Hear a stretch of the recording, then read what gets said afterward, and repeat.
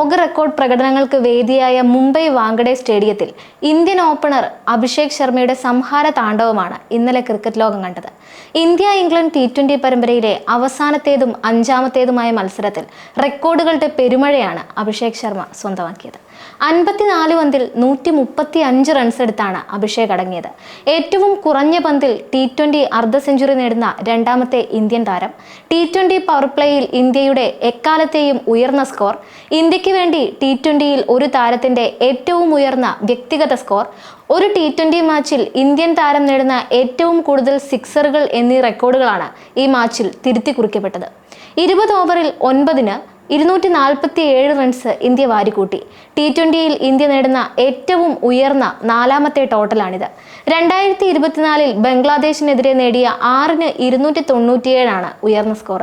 2007-ൽ ഡർബനിൽ ഇംഗ്ലണ്ടിനെതിരെ യുവരാജ് സിംഗ് 12 പന്തിൽ 50 തികച്ചിരുന്നു.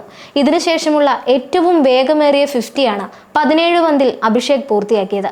യുവരാജിന്റെ ശിഷ്യനാണ് പഞ്ചാബിന്റെ ഈ യുവതാരം. KL രാഹുലും സൂര്യകുമാർ യാദവും 18 പന്തിൽ 50 അടിച്ചിട്ടുണ്ട്. അഭിഷേകിന്റെ വെടിക്കെട്ടിൽ മറ്റൊരു റെക്കോർഡും പഴങ്കഥയായി. T20 പവർ പ്ലേയിൽ ഇന്ത്യയുടെ എക്കാലത്തെയും ഉയർന്ന സ്കോറും കുറിക്കപ്പെട്ടു. 95 റൺസാണ് ഇന്ത്യ നേടിയത്. 2021-ലും 2024-ലും ഇന്ത്യ 82 റൺസ് നേടിയതായിരുന്നു ഇതിനു മുമ്പുള്ള ഉയർന്ന സ്കോർ. 2018-ൽ ദക്ഷിണാഫ്രിക്കയ്ക്കെതിരെ പവർ പ്ലേയിൽ 78 റൺസ് നേടിയിരുന്നു. ടോസ് നേടിയ ഇംഗ്ലണ്ട് നായകൻ ജോസ് ബട്ട്ലർ ഇന്ത്യയെ ബാറ്റിംഗിന് അയക്കുകയായിരുന്നു. തകർത്തടിച്ച സഞ്ജു സാംസൺ 7 പന്തിൽ 16 റൺസിന് പുറത്തായി. ഇതിനിടെ 2 സിക്സറുകളും 1 ഫോറും നേടി.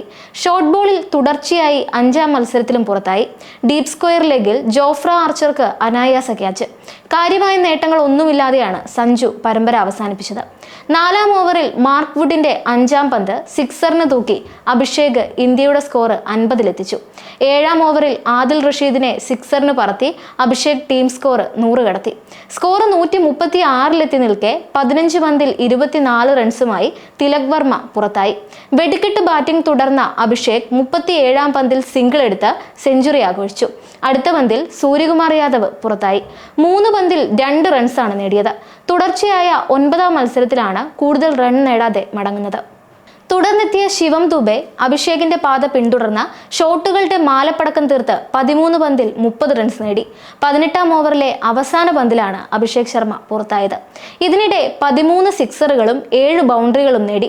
ഒരു മാച്ചിൽ ഏറ്റവും കൂടുതൽ സിക്സർ നേടുന്ന ഇന്ത്യക്കാരനെന്ന രോഹിത് ശർമ്മയുടെ റെക്കോർഡും ഇതോടെ തകർന്നു. 10 സിക്സറുകളാണ് രോഹിത്തിന്റെ അക്കൗണ്ടിൽ ഉണ്ടായിരുന്നത്.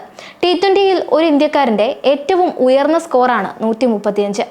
2023-ൽ ശുഭ്മാൻ ഗിൽ പുറത്താവാതെ 126 റൺസ് നേടിയിട്ടുണ്ട്.